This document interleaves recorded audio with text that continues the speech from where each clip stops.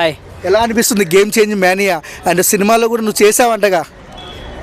అదే సినిమాల్లో నేను చేయలేదన్న, మామూలుగా జూనియర్ ఆర్టిస్టులకి కోఆర్డినేటర్కి వెళ్ళా. రామ్ చరణ్ గారిని అయితే దగ్గర నుంచి చూసా, చాలా చాలా బాగున్నాడు అన్న ఆయన.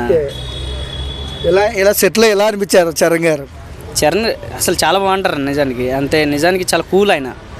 ఇప్పుడు మామూలుగా ఒక హీరో వచ్చిందంటే మామూలు అడావుడి గట్టిగా ఉంటుంది, సో ఈయన వస్తే అదేం ఉండదు, చాలా సింపుల్గా ఉంటుంది. సెట్ అంతా సరదాగా గడిచిపోద్ది ఇక రోజంతా.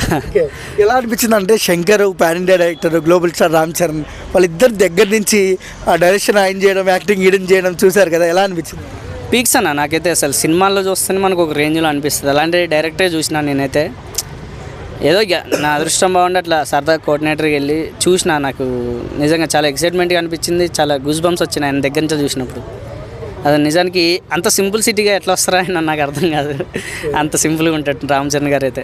యాక్టింగ్ ఎన్ని టేక్లలో ఏదన్నా నిజానికి మామూలుగా ఎన్టీఆర్ గారినే సింగిల్ టేక్ ఆర్టిస్ట్ అని అంటారన్న, చాలామంది ఉన్నారు.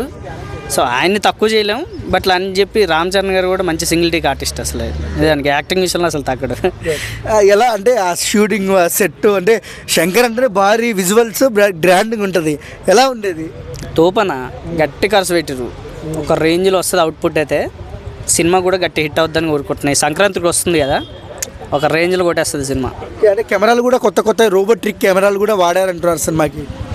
అంటే నేను కెమెరా ఏంటన్నా చూడలేదు, బట్ అంత కెమెరాలు వాడిరని అంటే ఖచ్చితంగా హిట్ అవుద్దన్న సినిమా. అయితే బాగా ఎక్స్పెక్టేషన్ అయితే గట్టిగా ఉంది నాకు. దగ్గర నుంచి చూసిన రామ్ చరణ్ గురించి ఏం చెప్తారన్నా మీరు? అవసరం అని చెప్తా ఆయన గురించి అయితే.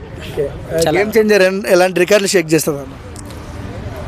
రికార్డులు అంటే మ్యాక్సిమం ఇప్పుడు పుష్ప రికార్డులలో ఉన్నాడు కాబట్టి అవన్నీ చేంజ్ చేయొచ్చు చెప్పొద్దు అంతే.